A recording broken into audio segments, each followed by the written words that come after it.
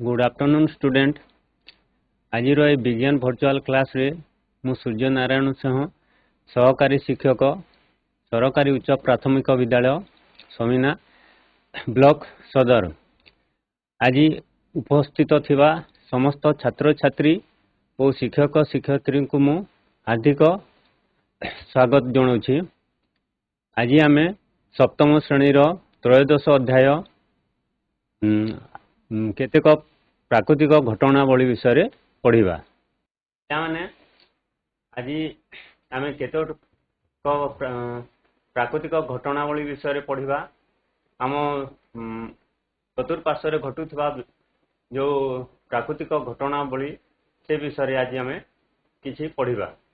आज मुख्य आलोच्य विषय वस्तु गुड़िक है ओडिशा रे होइथिबा महाबात्या, वायु किपरि चाप पकाए और अधिक बेगरे पवन बहिले वायुर चाप किपरि ह्रास होता है, वायु उत्तप्त हेले प्रसारित हुए और पवनर स्रोत बिजुली घड़घड़ी सह झड़ वर्षा और बात्या विषय आज आम पढ़ा। अक्टोबर 29, 1999 मसीहा ओडिशा देखिथिला शताब्दीर सबुठारु भयंकर विपर्जय एक सुपर साइक्लोन। यह थिला उत्तर भारत महासागर रे रेकर्ड करा जायथिबा सबुठारु शक्तिशाली बात्या। आउ सेतेबेले पवनर बेग घंटा प्रति 260 किलोमीटर पर्यंत थिला। पारादीप निकटरे लैंडफॉल करी यह भीषण क्षयक्षति करथिला। पाखापाखि 5 रु 6 मीटर उच्चर ज्वारमाड़ 35 किलोमीटर पर्यंत भितरକୁ पशि आसिथिला। एथिरे सरकारी भावे प्राय 10,000 लोकଙ୍କ मृत्यु होइथिला, किंतु वास्तव संख्या आहुरी अधिक बोली अनुमान करा जाए एवं 1.6 मिलियन रु अधिक घर नष्ट हो जाइथिला। सेतेबेले पुरी, जगतसिंहपुर, केन्द्रापड़ा, कटक समेत उपकूलवर्ती अंचल संपूर्ण भावे ध्वस्त हो गला। ता सहित राज्यर अर्थनीतिर मेरुदंड भांगी जाइथिला। किंतु एही महाबात्या ओडिशा को एक शिक्षा देछि। एबे बात्या पूर्व प्रस्तुति और मुकाबिला व्यवस्था रे ओडिशा आज विश्व स्तर रे आदर्श पलटिछि। अक्टोबर 29, 1999 मसीहा ओडिशा देखिथिला शताब्दी। माने तुमे माने देखि पारिथबो ए वीडियो रु आम ओडिशा रे जो महाबात्या होइथिला किपरि क्षयक्षति होइथिला ए वीडियो रे तुमे भल भाव रे जानि पारिथबो। 1999 मसीहा अक्टोबर मास 29 तारीख आम ओडिशा रे एक प्रलयंकारी महाबात्या होइथिला। सेथिरे बहुत लोक जीवन हानि होइथिला। एही महाबात्या रे पवनर बेग घंटा प्रति 200 किलोमीटर थिला और समुद्र ज्वार 9 मीटर उच्चतार उपकूल अंचल को माड़ी आसुथिला। उपकूल अंचल रे थिबा विभिन्न लोक मानकर घर द्वार से बहुत भांगी जाइथिला। प्राय 45,000 रु अधिक घर भांगी जाइथिला और 7 लाख लोक गृह शून्य होइथिले। 10,000 रु ऊर्ध्व लोकंक जीवन हानि घटिथिला। एथिरे हजार हजार जीवजंतु प्राण हरैथिले और कोटी कोटी टंकार धन संपत्ति क्षयक्षति होइथिला। आम राज्य रे कृषि गमनागमन जोगाजोग व्यवस्था बिजुली परिवहन व्यवस्था अधिक मात्रा क्षयग्रस्त होइथिला। उपकूल जिला गुड़िकर क्षयक्षति सर्वाधिक परिमाण रे होइथिला। ए जो महाबात्या हैला को कारणरू महाबात्या हैला मुख्यतः वायु चाप पकाए से विषय आम गोटे परीक्षण करवा। सेथरु आम जानिबा जे वायुर चाप जो ये सब जिनिस होता है। गोटे टीण पात्र रे किछि पानी नेबा, पात्रटीर मुह को आम खोला रखिबा और पानी फुटिबा पर्यंत बुनसेन बर्नर किंबा स्पिरिट लैंप द्वारा ताको आम उत्तप्त करिबा। उत्तप्त हला परे 5 रु 10 मिनिट पानी उत्तप्त हला परे गोटे वायु निरोधक ठिकी द्वारा आम टीणर मुह को आम भल भाव रे बंद कर देबा। बंद कला परे टीण पात्र रे थिबा चिमुटा साहाय्य रे से खाली थिबा धातव पानी टप किंबा धुआ मेसिन उपरे ताकू आम नहीं करी रखिबा। रखिबा परे सांगे सांगे गोटे पात्र उपरे ଥଣ୍ଡା ପାଣି ତାକୁ ତା ଉପରେ ଢାଳି ଦେବା। ଦେଖିବା ଯେ ଟିଣ ପାତ୍ରଟି ଭିତର ଆଡୁ ଚପା ହୋଇଯିବ, ତାର ଆକାର ପରିବର୍ତ୍ତନ ହୋଇଯିବ।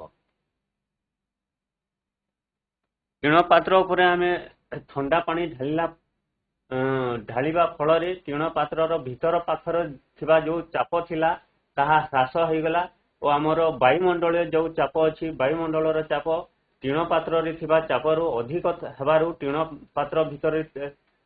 ଟିଣ ପାତ୍ରଟିକୁ ଭିତର ଆଡକୁ ତାହା ଚାପିଦେଲା। ତାପରେ ଆଉ ଗୋଟେ ଆମେ ପରୀକ୍ଷଣ କରିବା। ଗୋଟେ ପତଳା ପ୍ଲାଷ୍ଟିକ ବୋତଲ ନେବା, ସେଥି ଆମେ କିଛି ପାଣି ଢାଳିବା। ଦେଖିବା ସଙ୍ଗେ ସଙ୍ଗେ ତାପରେ ସଙ୍ଗେ ସଙ୍ଗେ ଗୋଟେ ବୋତଲର ଠିପିକୁ ବନ୍ଦ କରିଦେବା। ପାଣି ଟ୍ୟାପକୁ ଖୋଲି ସେ ବୋତଲକୁ ସେଠାରେ ଦେଖିବା ଯେ ପ୍ଲାଷ୍ଟିକ ବୋତଲଟି ଭିତର ଆଡୁ ଚେପା ହୋଇଯିବ। ପିଲାମାନେ ତୁମେ ଜାଣିଥିବ ଯେତେବେଳେ ଡଙ୍ଗାରେ ଗଲାବେଳେ କିମ୍ବା ପବନ ପଛପଟୁ ବହୁଥାଏ, ସେତେବେଳେ ଡଙ୍ଗା ଆହୁଲା ମାରିବାକୁ ସହଜ ହୋଇଥାଏ। ଘରୁ ସାଇକେଲରେ ପବନର ବିପରୀତ ଦିଗରେ ପେଡାଲ ମାରି ଆସିଥିବା ସମୟରେ ଆମକୁ ବହୁତ କଷ୍ଟ ଅନୁଭବ କରିଥାଉ, କାରଣ ପବନର ଯୋଉ ଦିଗରେ ଆସୁଥାଉ ଆମେ ତାର ବିପରୀତ ଦିଗରେ ଗଲେ ତାହା ଆମକୁ କଷ୍ଟ ହୋଇଥାଏ। ପବନର ବିପରୀତ ଦିଗରେ ଗଲେ ଆମକୁ କଷ୍ଟ ଅନୁଭୂତ ହୋଇଥାଏ। ସାଇକେଲ ଚକରେ ଅଧିକ ବାୟୁ ଭରିଦେଲେ ତାହା ସମୟ ସମୟ ଫାଟି ଯାଇଥାଏ, କାରଣ ସାଇକେଲ ଚକରେ ଲାଗିଥିବା ଟାୟାରଟି ପରିମାଣରେ ବାୟୁ ହେବାରୁ ତା ଭିତରେ ଅଧିକ ଚାପ ପକାଏ, ଯାହା ଫଳରେ ଟାୟାର ଭିତରେ ଥିବା ଟ୍ୟୁବଟି ଫାଟି ଯାଇଥାଏ। ବାୟୁର ଚାପ ଯୋଗୁଁ ଗଛପତ୍ର, ପତାକା, ବ୍ୟାନର ଆଦି ଫଡ଼ ଫଡ଼ ଶବ୍ଦ କରି ଉଡ଼ିଥାଏ, ଶବ୍ଦ କରେ। ଏସବୁ ଘଟଣାରୁ ଆମେ ଜାଣିଲେ ଯେ ବାୟୁ ଚାପ ପ୍ରୟୋଗ କରେ। ବାୟୁ ଉତ୍ତପ୍ତ ହେଲେ ପ୍ରସାରିତ ହୁଏ ଓ ଥଣ୍ଡା ହେଲେ ତାହା ସଂକୁଚିତ ହୋଇଥାଏ। କୌଣସି ବାୟୁକୁ ଯଦି ଆମେ ଗୋଟେ ସ୍ଥାନରେ ଥିବ, ଯାହା ଯଦି ଉତ୍ତପ୍ତ ହେବ ତାହା ଧୀରେ ଧୀରେ ପ୍ରସାରିତ ହେବ ଓ ଯଦି ଥଣ୍ଡା ହେବ ତାହା ସଂକୁଚିତ ହୋଇଥାଏ। କୌଣସି ବାୟୁର ଏକକ କ୍ଷେତ୍ରଫଳ ଉପରେ ପଡୁଥିବା ବାୟୁର ବଳକୁ ବାୟୁର ଚାପ ବୋଲି କୁହାଯାଏ। ଗୋଟିଏ ଏକକ କ୍ଷେତ୍ରଫଳ ଉପରେ ଯେତେ ପରିମାଣର ବାୟୁ ପଡେ, ବାୟୁର ସେହି ବଳକୁ ବାୟୁର ଚାପ ବୋଲି କରି କହିଥାଉ ଆମେ। ବାୟୁର ଚାପକୁ ଆମେ ସାଧାରଣତଃ ବାରୋମିଟର ସାହାଯ୍ୟରେ ମାପିଥାଉ। ଅଧିକ ବେଗରେ ପବନ ବହିଲେ ବାୟୁର ଚାପ ହ୍ରାସ ପାଇଥାଏ। ଗତିଶୀଳ ବାୟୁକୁ ଆମେ ପବନ କହିଥାଉ। ବାୟୁ ଉତ୍ତପ୍ତ ହେଲେ ହାଲୁକା ହୋଇ ଉପରକୁ ଉଠିଯାଏ, ସେହି ସ୍ଥାନର ବାୟୁ ଚାପ କମିଯାଏ ଓ ଲଘୁଚାପ, ଯେଉଁ ସ୍ଥାନର ବାୟୁ ଚାପ କମିଯାଏ ତାହା ଲଘୁଚାପ ଓ ସେହି ସ୍ଥାନ ପୂରଣ କରିବାକୁ ଥଣ୍ଡା ଅଞ୍ଚଳର ବାୟୁ ସେହି ସ୍ଥାନକୁ ଚାପ କମିଯାଇଥିବା ସ୍ଥାନକୁ ବାୟୁ ପ୍ରବାହିତ ହୋଇଥାଏ। ବାୟୁ ଉଚ୍ଚ ଚାପ ଅଞ୍ଚଳରୁ ଲଘୁଚାପ ଅଞ୍ଚଳକୁ ପ୍ରବାହିତ ହୁଏ। ବାୟୁର ଚାପର ଅଧିକ ତାରତମ୍ୟ ହେଲେ ବାୟୁ ଅଧିକ ପରିମାଣରେ ଗତି କରିଥାଏ। ସାଧାରଣତଃ ବାୟୁ ଉଚ୍ଚ ଚାପ ଅଞ୍ଚଳରୁ ଲଘୁଚାପ ଅଞ୍ଚଳକୁ ପ୍ରବାହିତ ହୋଇଥାଏ। ପବନର ବେଗ ବଢିଲେ ବାୟୁର ଚାପ କମିଥାଏ ଓ ବାୟୁ ଉତ୍ତପ୍ତ ହେଲେ ପ୍ରସାରିତ ଓ ଥଣ୍ଡା ହେଲେ ସଂକୁଚିତ ହୋଇଥାଏ। ଏବେ ଆମେ ଗୋଟେ ପରୀକ୍ଷଣରୁ ଜାଣିବା ଯେ ଅଧିକ ବେଗରେ ପବନ ଯଦି ବହିଲେ ବାୟୁର ଚାପ କିପରି ହ୍ରାସ ପାଏ। ବଡ଼ ମୁହଁବାଲା ପ୍ଲାଷ୍ଟିକ ବୋତଲ ସେ ସଂଗ୍ରହ କରିବା, ସେଥିରେ ଖଣ୍ଡେ କାଗଜ ଲୋଚାକୋଚା କରି ବଲ୍ ଆକାର କରି ସେ ବୋତଲ ଭିତରେ ଆମେ ସେ ଲୋଚାକୋଚା ହୋଇଥିବା କାଗଜଟିକୁ ଭର୍ତ୍ତି କରିବା। ଏହି କାଗଜ ବଲଟିକୁ ଖାଲି ବୋତଲରେ ମୁହଁ ଠାରୁ ଛୋଟ ଆକାର ହେବା କଥା ବୋତଲଟିକୁ ଧରି ତା ମୁହଁ ପାଖରେ କାଗଜ ବଲଟିକୁ ରଖିବା। ଯେମିତି ଚିତ୍ରରେ ଦର୍ଶାଯାଇଛି, ଦେଖ ସେହିପରି ହିସାବରେ କଲେ ତୁମେ ମାନେ ଠିକ ହିସାବରେ ଜାଣିପାରିବ। ବେଗରେ ଫୁଙ୍କିଲେ ମଧ୍ୟ କାଗଜ ବଲ୍ ବୋତଲକୁ ଯାଉନାହିଁ। ବୋତଲ ମୁହଁ ଅଧିକ ଜୋରରେ ଫୁଙ୍କିଲେ ପାଟି ପାଖରେ ଥିବା ବାୟୁ ଅଧିକ ବେଗରେ ଗଲା, ଫଳରେ ସେହି ସ୍ଥାନର ବାୟୁର ଚାପ କମିଗଲା। ଯଦି ପାଟିରୁ ବାୟୁ ଯେତେ ଅଧିକ ପରିମାଣରେ ଯିବ, ସେହି ସ୍ଥାନର ବାୟୁ କମିଯିବ ଓ ସେ କାଗଜଟି ଆଗକୁ ଯାଇପାରିବ ନାହିଁ। ବୋତଲ ମୁହଁରେ ବାୟୁର ଚାପ, ତାହାର ଭିତର ଚାପ ଅଧିକ ହେଲା, ଫଳରେ କାଗଜ ବଲ୍ ଭିତରକୁ ଗଲା ନାହିଁ। ତାପରେ ଆଉ ଗୋଟେ ପରୀକ୍ଷଣରୁ ଜାଣିବା, ସମାନ ଆକୃତିର ଦୁଇଟି ବେଲୁନ ସଂଗ୍ରହ କରିବା। ଦୁଇଟି ବେଲୁନରେ ଅଳ୍ପ ଅଳ୍ପ ଆମେ ପାଣି ଭର୍ତ୍ତି କରିଦେବା ଓ ଦୁଇଟି ବେଲୁନକୁ ବର୍ତ୍ତମାନ ଫୁଙ୍କି ଫୁଲେଇବା। ଏହି ଅବସ୍ଥାରେ ଦୁଇ ମୁହଁକୁ ତାର ଦୃଢ଼ ଭାବରେ ବାନ୍ଧିଦେବା ଓ ଗୋଟିଏ ରଡ୍ ସାହାଯ୍ୟରେ କିମ୍ବା ସରୁ ବାଡ଼ିରେ ଗୋଟେ 8 ରୁ 10 ସେଣ୍ଟିମିଟର ଦୂରତାରେ ଦୁଇଟାକୁ ଝୁଲେଇ କରି ରଖିବା। ଏହି ଦୁଇ ବେଲୁନ ମଝିରେ ଥିବା ଫାଙ୍କା ସ୍ଥାନରେ ଜୋରରେ ଫୁଙ୍କିବା। ଫାଙ୍କା ସ୍ଥାନରେ ଆମେ ଜୋରରେ ଫୁଙ୍କିବା। ଦେଖିବା ଯେତେ ଜୋରରେ ଆମେ ଫୁଙ୍କିବା ବେଲୁନ ଦୁଇଟି ପାଖାପାଖି ଚାଲି ଆସିବ ଓ ବେଲୁନ ଦୁଇଟି ମଝିରେ ଥିବା ଫୁଙ୍କିବା ବେଳେ ଦୁଇ ବେଲୁନ ମଧ୍ୟ ଭାଗରେ ବାୟୁ ଚାପ କମିଯିବ।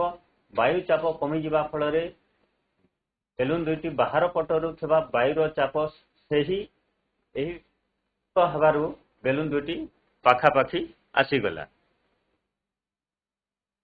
ବାୟୁ ଉଚ୍ଚ ଚାପ ଅଞ୍ଚଳରୁ ନିମ୍ନ ଚାପ ଅଞ୍ଚଳକୁ ପ୍ରବାହିତ ହେଲା ବୋଲି ଆମେ ଏଠୁ ଜାଣିଲା। ବାୟୁର ଚାପର ଅଧିକ ତାରତମ୍ୟ ହେଲେ ବାୟୁ ଅଧିକ ବେଗରେ ଗତି କରେ ଓ ବାୟୁର ଗତିଶୀଳ ହେବାକୁ ଆମେ ପବନ ବୋଲି କହିଥାଉ। ବାୟୁର ଚାପରେ ଯଦି ଅଧିକ ତାରତମ୍ୟ ହେବ, ଗୋଟେ ସ୍ଥାନରେ ଯଦି ବେଶୀ ପରିମାଣରେ ଚାପ ଥିବ ଆଉ ଗୋଟେ ସ୍ଥାନରେ ଯଦି କମ ପରିମାଣରେ ଚାପ ଥିବା, ଅଧିକ ଚାପ ଥିବା ସ୍ଥାନରୁ କମ ଚାପ ଥିବା ସ୍ଥାନକୁ ବାୟୁ ପ୍ରବାହିତ ହୋଇଥାଏ ଓ ବାୟୁର ଗତିଶୀଳକୁ ଆମେ ପବନ ବୋଲି କହିଥାଉ।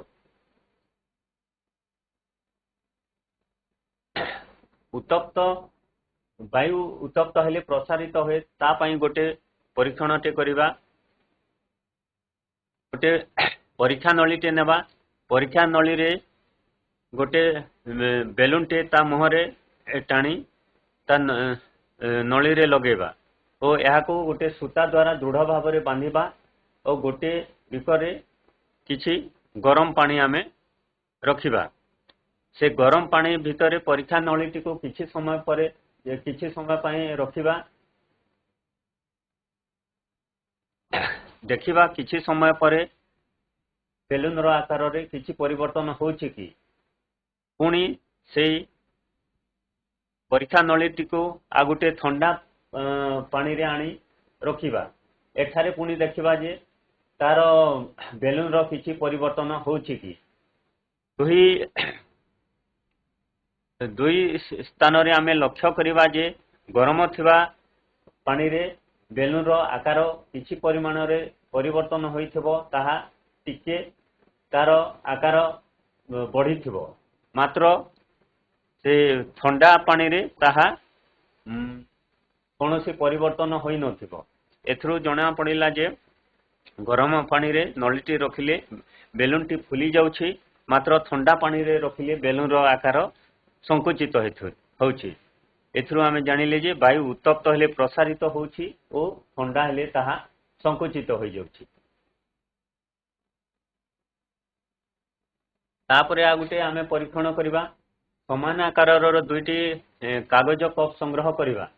କାଗଜ କପ୍ ସଂଗ୍ରହ କଲା ପରେ ତାର ମୁହଁକୁ ଆମେ ଓଲଟାଇ ଦେବା ଓ ଓଲଟାଇ ସୂତା ସାହାଯ୍ୟରେ ଗୋଟିଏ କାଠ ବାଡ଼ିରେ କିମ୍ବା ଗୋଟେ ଧାତବ ରଡ୍ରେ ଆମେ ତାକୁ ଝୁଲେଇ ଦେବା। କିଛି ଦୂରତାରେ ଦୁଇଟି କପ୍ଟାକୁ ଆମେ ଝୁଲେଇ ଦେବା ଓ ଦୁଇ କପ୍ ମଝିକୁ ଖଣ୍ଡେ ସୂତା ଦ୍ୱାରା ବାନ୍ଧିବା, ଯେପରି ଗୋଟେ ନିକିତି ପରି ତାହା କାମ କରିବ। ଏବେ ଗୋଟେ ଜଳନ୍ତା ମହମବତୀକୁ କୌଣସି ଗୋଟେ कप तले रखिबा ओ उत्तप्त होउथबा कप टिकु देखिबा जे ऊपर को उठी जिवो। उत्तप्त वायु ठंडा वायु अपेक्षा हालुका अटे। जो कप रे आमे मोमबत्ती देथिबा देखिबा से कपटा ऊपर को उठी जिवो, मात्र जो कप रे आमे मोमबत्ती देई नथबा ताहा सेपरि थिबो। प्रकृत रे एपरि सब घटना घटुछि जोठी कि उत्तप्त वायु ऊपर को उठुछि और सेठारे वायुर चाप कमी जाउछि।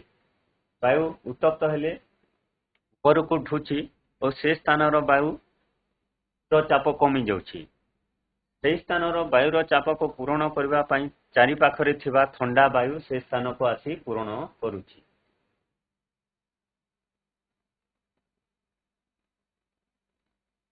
पवनर स्रोत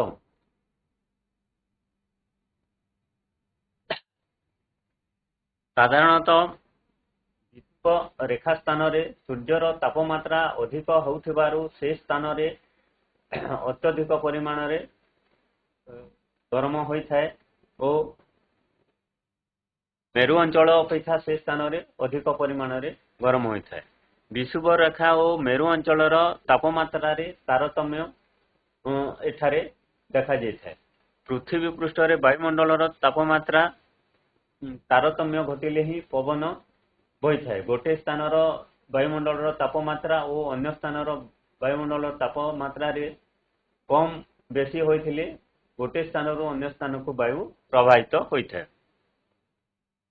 परिचलन प्रक्रिया जोगु आमे घरे कबाट खिड़की मध्य देई ठंडा वायु पसे और उत्तप्त हालुका वायु स्काईलाइट बाटे पदा को बाहरी जाइथाय।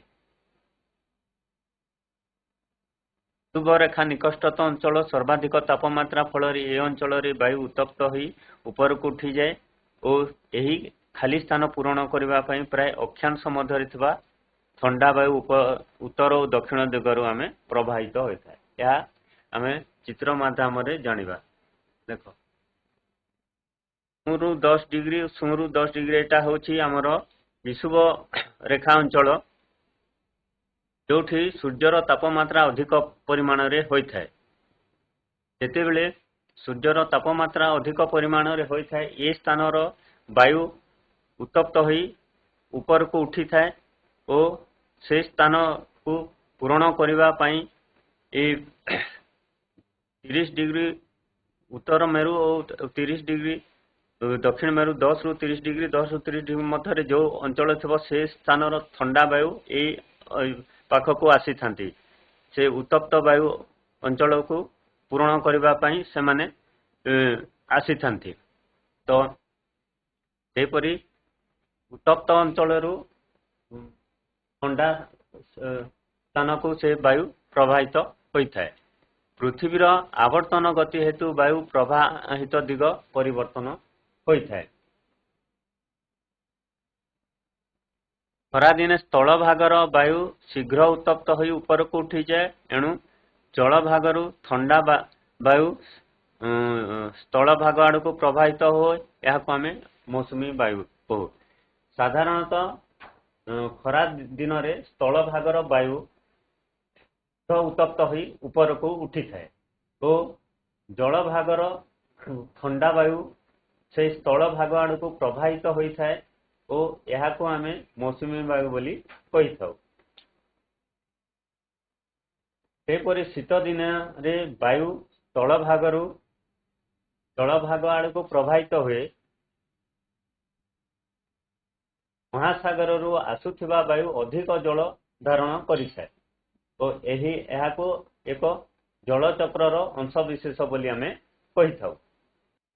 स्थल भाग और जल भागर असम भाव रे उत्तप्त होइते। स्थल भाग जेभली उत्तप्त होए जल भाग से भली भाव रे उत्तप्त होई न थाए तांको मध्य रे तारतम्य देखा जाइथाय। खरा दिन विषुव रेखा निकटवर्ती स्थल भाग वायु सही अंचल रे थिबा महासागर रो जल भाग अपेक्षा शीघ्र उत्तप्त होइथाय। विषुव रेखा निकट रे थिबा अंचल गुड़िकर वायु सही अंचल रे थिबा महासागर जल भाग अपेक्षा शीघ्र उत्तप्त होइथाय। फल स्थल भागर वायु ऊपर को उठी थाए। ଯେତେ ଶୀଘ୍ର ସେମାନେ ଉତ୍ତପ୍ତ ହେବେ ସେତେ ଶୀଘ୍ର ସେଇ ଉତ୍ତପ୍ତ ବାୟୁ ଉପରକୁ ଉଠିଥାଏ ଓ ମହାସାଗର ଅଞ୍ଚଳରୁ ସ୍ଥଳ ଭାଗ ଆଡ଼କୁ ବାୟୁ ପ୍ରବାହିତ ହୋଇଥାଏ। ମହାସାଗର ଅଞ୍ଚଳରୁ ସ୍ଥଳ ଭାଗ ଆଡ଼କୁ ବାୟୁ ପ୍ରବାହିତ ହୁଏ। ଏହି ବାୟୁକୁ ଆମେ ମୌସୁମୀ ବାୟୁ ବୋଲି କହିଥାଉ। ଏହି ମୌସୁମୀ ଶବ୍ଦଟି ଆରବିକ ଶବ୍ଦ ମୌସମରୁ ଆସିଛି, ଯାହାର ଅର୍ଥ ହେଉଛି ଋତୁ। ମୌସୁମୀ ବାୟୁ ଜଳ ଧରି ଆସେ ଏବଂ ବର୍ଷା କରାଏ। ଶସ୍ୟ ଉତ୍ପାଦନ ପାଇଁ ଆମକୁ ନିହାତି ଆବଶ୍ୟକ ହୋଇଥାଏ। ମୌସୁମୀ ବାୟୁ ଦ୍ୱାରା ହିଁ ଆମ ଦେଶରେ ବର୍ଷା ହେଉଛି, ଯାହାଦ୍ୱାରା ଆମେ ଚାଷ କାର୍ଯ୍ୟରେ ତାହା ଲାଗୁଛି। ଖରାଦିନେ ରାଜସ୍ଥାନରେ ଦକ୍ଷିଣ ପଶ୍ଚିମ ମୌସୁମୀ ବାୟୁ ପ୍ରବାହରେ ବର୍ଷା ହୁଏ। ଏହି ବାୟୁ ଭାରତ ମହାସାଗରରୁ ପ୍ରଚୁର ପରିମାଣରେ ଜଳ ବହି ଆଣିଥାଏ। ଶୀତ ଦିନରେ ବାୟୁର ପ୍ରବାହ ଏହାର ବିପରୀତ ଦିଗରେ ହୁଏ, ଅର୍ଥାତ୍ ସ୍ଥଳ ଭାଗରୁ ଜଳ ଭାଗ ଆଡ଼କୁ ପ୍ରବାହିତ ହୁଏ। ଶୀତ ଦିନରେ ଏହା ସ୍ଥଳ ଭାଗରୁ ଜଳ ଭାଗ ଆଡ଼କୁ ପ୍ରବାହିତ ହୋଇଥାଏ, ମାତ୍ର ଖରା ଦିନରେ ତାହା ଜଳ ଭାଗରୁ ସ୍ଥଳ ଭାଗକୁ ପ୍ରବାହିତ ହୁଏ। ଏବେ ଦେଖିବା ବିଜୁଳି ଘଡ଼ଘଡ଼ି ସହ ଝଡ଼ ବର୍ଷା ଓ ବାତ୍ୟା। ଯେତେବେଳେ ବାୟୁ ଅତ୍ୟଧିକ ଉତ୍ତପ୍ତ ହୋଇ ଉପରକୁ ଉଠିଯାଏ, ସେତେବେଳେ ସେଠାରେ ଥିବା ଜଳକଣା ଗୁଡ଼ିକୁ ଧରିନିଏ। ଫଳରେ ଥଣ୍ଡା ଓ ଓଜନିଆ ହୋଇ ଜଳକଣିକା ଗୁଡ଼ିକ ତଳକୁ ଖସି ଆସନ୍ତି। ଉପରୁ ଆସୁଥିବା ଜଳକଣା ବାୟୁ ସହ ତଳୁ ଉପରକୁ ଉଠୁଥିବା ବାୟୁ ସହ ତଳୁ ଉପରକୁ ବାୟୁର ଘର୍ଷଣ ହେତୁ ବିଜୁଳି ଓ ଘଡ଼ଘଡ଼ି ସୃଷ୍ଟି ହୋଇଥାଏ। ଯେତେବେଳେ ବାୟୁ ଅତ୍ୟଧିକ ପରିମାଣରେ ଉତ୍ତପ୍ତ ହୋଇ ଉପରକୁ ଉଠୁଛି, ସେତେବେଳେ ତାହା ଜଳକଣା ଧରିନିଏ ଓ ତାହା ଥଣ୍ଡା ହୋଇ ଓଜନିଆ ହୋଇ ତଳକୁ ଖସେ। ସେହି ସମୟରେ ବାୟୁ ତଳୁ ଉପରକୁ ବାୟୁ ଘର୍ଷଣ ହୋଇଥାଏ ଓ ବିଜୁଳି ଘଡ଼ଘଡ଼ି ସୃଷ୍ଟି ହୋଇ ଝଡ଼ ବର୍ଷା ସୃଷ୍ଟି ହୁଏ। ଉପରେ ଥିବା ଥଣ୍ଡା ମେଘ -10 ଡିଗ୍ରୀରୁ 40 ଡିଗ୍ରୀରେ ଯୁକ୍ତାତ୍ମକ ଭାବରେ ଚାର୍ଜିତ କଣିକା ଥାଏ। ମାଟି ଅଂଶର 0 ଡିଗ୍ରୀରେ ଥିବା ମେଘରେ ବିଯୁକ୍ତାତ୍ମକ ଭାବରେ ଚାର୍ଜିତ କଣିକା ଥାଏ ଏବଂ ମେଘର ନିମ୍ନାଂଶରେ କେତେକ ସମୟରେ ଯୁକ୍ତାତ୍ମକ ଭାବରେ ଚାର୍ଜିତ ହୋଇଥାଏ। ବାୟୁ ବିଦ୍ୟୁତର କୁପରିବାହୀ ଅଟେ। ଧର୍ମ ଯୁକ୍ତାତ୍ମକ ଓ ବିଯୁକ୍ତାତ୍ମକ ଧର୍ମ। ଘନ ମେଘ ଯଦି ପରସ୍ପର ନିକଟବର୍ତ୍ତୀ ହୁଅନ୍ତି, ସେ ଦୁଇଟିର ମଧ୍ୟବର୍ତ୍ତୀ ବାୟୁ ଚାର୍ଜ ପ୍ରବଳ ବେଗରେ ଗତି କରିଥାନ୍ତି, ଯାହା ଫଳରେ ମଧ୍ୟବର୍ତ୍ତୀ ବାୟୁ ଏକ ସୁପରିବାହୀରେ ପରିଣତ ହୁଏ। ଆମେ ଜାଣୁ ବାୟୁର ଗୋଟେ ବିଦ୍ୟୁତର କୁପରିବାହୀ ଅଟେ। ଯଦି ଗୋଟେ ଯୁକ୍ତାତ୍ମକ ଓ ବିଯୁକ୍ତାତ୍ମକ ଘନ ମେଘ ପରସ୍ପର ନିକଟବର୍ତ୍ତୀ ହେବେ, ତେବେ ଦୁଇଟି ମଧ୍ୟବର୍ତ୍ତୀ ବାୟୁ ଭିତରେ ଥିବା ବାୟୁର ଚାର୍ଜ ପ୍ରବଳ ବେଗରେ ଗତି କରିଥାଏ। ଏହା ଫଳରେ ମଧ୍ୟବର୍ତ୍ତୀ ବାୟୁ ଏକ ସୁପରିବାହୀରେ ପରିଣତ ହୁଏ ଓ ବହୁ ପରିମାଣରେ ଚାର୍ଜ ଦୁଇ ମେଘ ମଧ୍ୟରେ ପ୍ରଭାବିତ ହୋଇଥାନ୍ତି। ଏହି ବିଦ୍ୟୁତ ବିସର୍ଜନ ବେଳେ ଉଜ୍ଜଳ ଆଲୋକ ଶିଖା ଦେଖାଯାଏ। ଏହାକୁ ଆମେ ବିଜୁଳି ମଧ୍ୟ କହୁ। ଯେଉଁ ଶିଖାକୁ ସ୍ପାର୍କ ବୋଲି କୁହାଯାଏ, ଏହାକୁ ଆମେ ବିଜୁଳି ମଧ୍ୟ କହୁ। ବିଜୁଳି ଘଡ଼ଘଡ଼ି ହେଉଛି ତାର ଗୋଟେ ଫ୍ଲୋ ଚାର୍ଟ ଏଠି ଦିଆଯାଇଛି, ତାହା ଆମେ ଦେଖିବା। ଦୁଇଟି ଅଞ୍ଚଳ ମଧ୍ୟରେ ତାପମାତ୍ରାର ପାର୍ଥକ୍ୟ ଯଦି ହେବ, ପାର୍ଥକ୍ୟ ହେଲା ପରେ ବାୟୁ ତାପରେ ପ୍ରବାହରେ ପରିଚାଳନ ପ୍ରକ୍ରିୟା ଆରମ୍ଭ ହେବ। ପରିଚାଳନ ପ୍ରକ୍ରିୟା ଆରମ୍ଭ ହେଲା ପରେ ଉତ୍ତପ୍ତ ବାୟୁ ଉପରକୁ ଉଠି ଲଘୁଚାପ ଅଞ୍ଚଳ ସୃଷ୍ଟି ହେବ। ପୁଣି ଉତ୍ତପ୍ତ ବାୟୁ ଉପରକୁ ଉଠି ଥଣ୍ଡା ହେବ। ଜଳୀୟ ବାଷ୍ପ ଘନୀଭୂତ ହୋଇ ତାହା ମେଘ ସୃଷ୍ଟି କରିବ। ମେଘ ସୃଷ୍ଟି କଲା ପରେ ମେଘରେ ଥିବା ବଡ଼ ବଡ଼ ଜଳକଣା ଭୂପୃଷ୍ଠ, ବର୍ଷା, କୁଆପଥର ଏବଂ ବରଫ ରୂପେ ତାହା ପୃଥିବୀ ପୃଷ୍ଠକୁ ଆସିବ। ଜଳକଣା ତଳକୁ ପଡୁଥିବା ବେଳେ ତଳୁ ଉପରକୁ ଉଠୁଥିବା ବାୟୁର ଘର୍ଷଣ ହେତୁ ବିଜୁଳି ଘଡଘଡି ଜନିତ ଝଡ଼ ବର୍ଷା ହୋଇଥାଏ।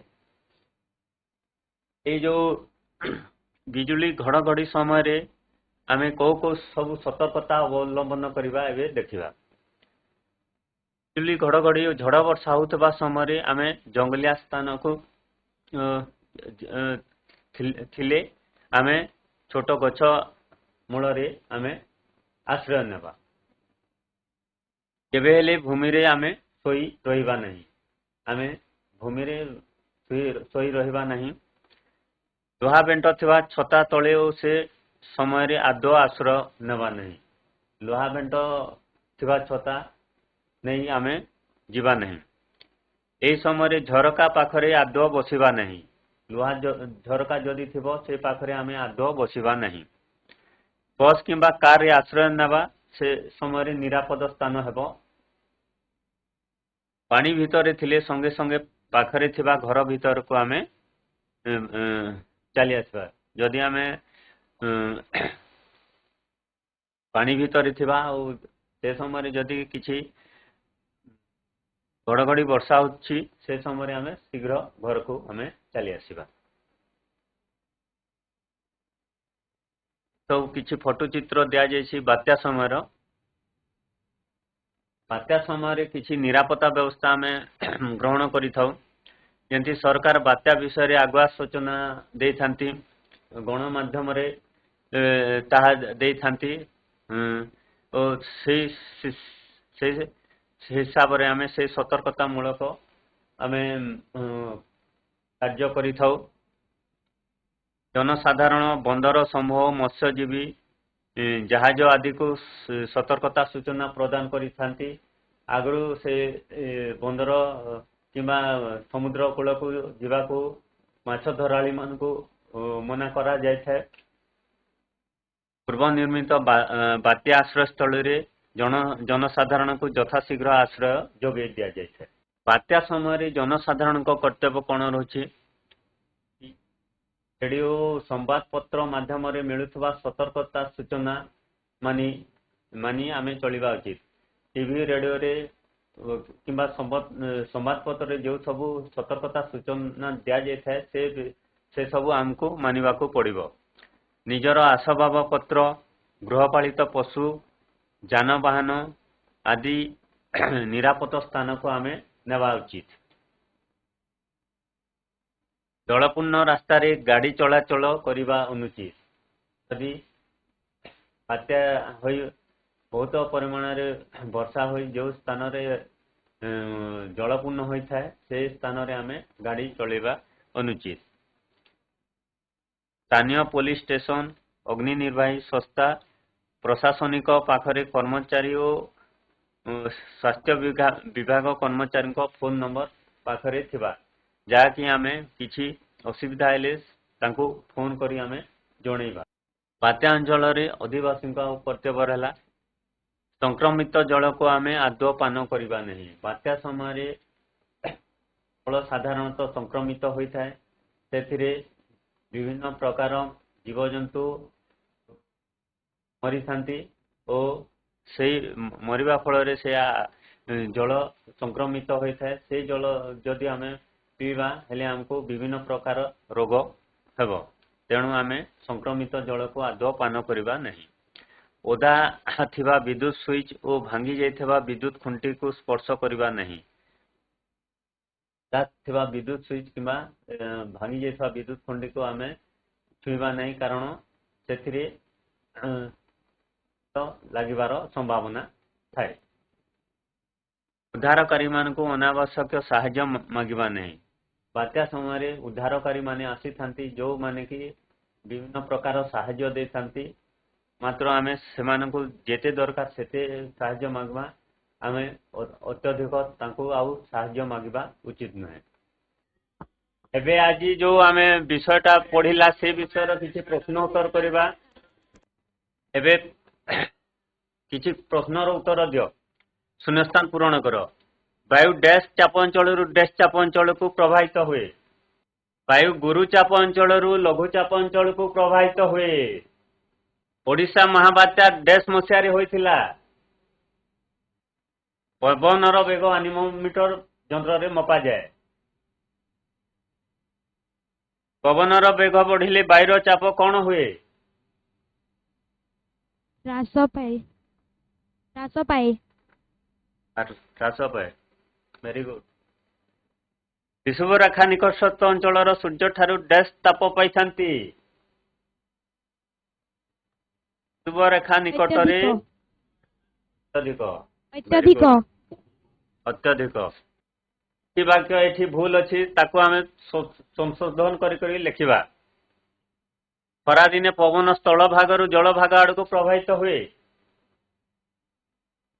जलरु स्थल भाग जलरु स्थल भाग खरा दिने पवन जल खरा दिने पवन जल भागरु स्थल भाग को प्रभावित होइथाय शीत दिने पवन जल भागरु शीत दिने पवन स्थल भागरु जल भाग को प्रभावित होइथाय वायु ठंडा हेले प्रसारित हुए वायु ठंडा हेले प्रसारित हुए वायु उत्तप्त हेले प्रसारित हुए एनिमोमीटर यंत्र द्वारा पवन वेग मपा जाए ठीक अच्छी ना भूल अच्छी ठीक अछि वेरी गुड पवनर वेग बढ़िले वायुर चाप बढ़े कमे पवनर वेग बढ़िले वायुर चाप कमे कमे पवनर वेग बढ़िले वायुर चाप कमे